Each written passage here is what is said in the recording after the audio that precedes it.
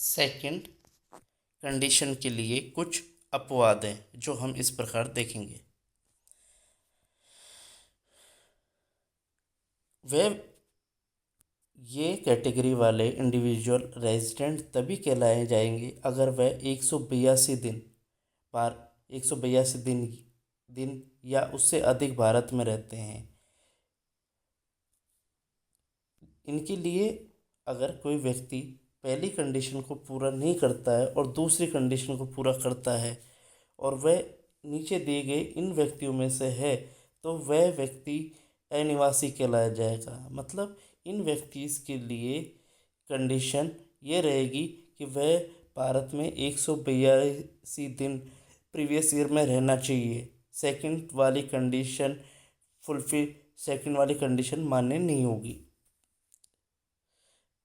देखिए इधर रखा है in other words even if a person were in India for 60 और more days in a relevant period, they will not be treated as resident due to the reason that their stay in India was for 365 or more during the four immediately preceding years। मतलब इन दो cases के लिए व्यक्ति दूसरी condition को नहीं देखा जाएगा।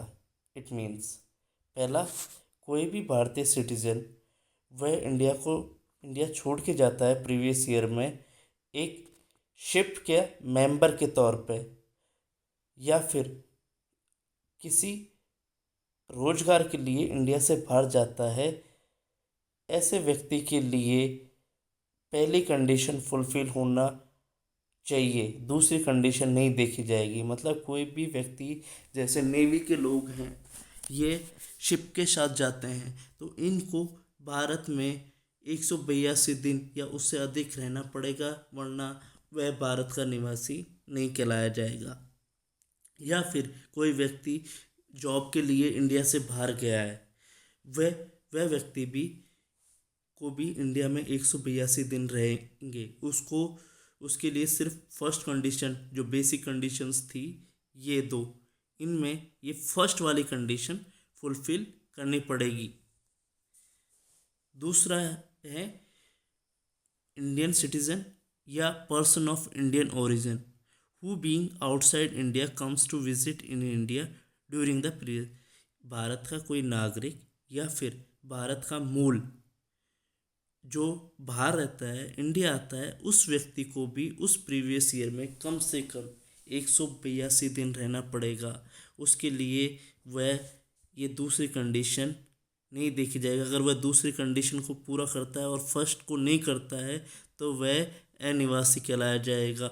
निवासी होने के लिए फर्स्ट कंडीशन जो बेसिक कंडीशन है उनमें से फर्स्ट को फुलफिल करना पड़ेगा, तभी वह निवासी कहलाया जाएगा। पर्सन ऑफ इंडियन ओरिजिन मतलब भारत मूल का व्यक्ति कौन होगा?